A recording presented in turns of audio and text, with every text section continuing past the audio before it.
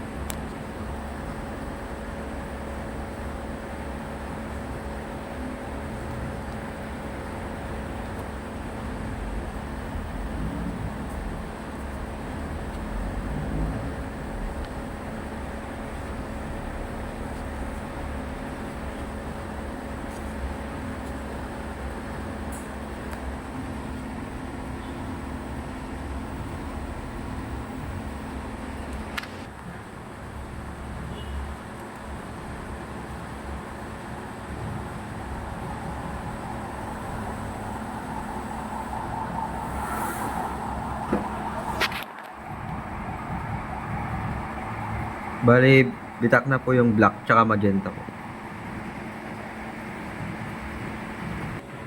Nandito naman po ang amin ink tank area. Ang last disposable ng waste tank ay Wednesday.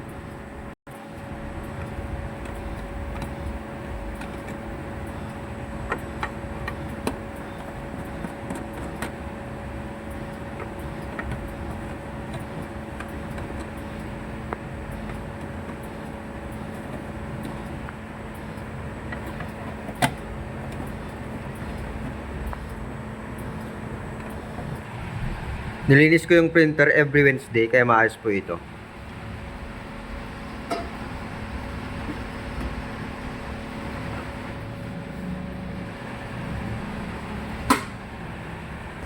Yung ABR ay good condition naman po. Sa PC naman po, ang hard disk level sa C, tama lang po. At 70 use, may updated antivirus USB block para iwas virus po. Nag-delete ako this week ng 3 GB po. Thank you.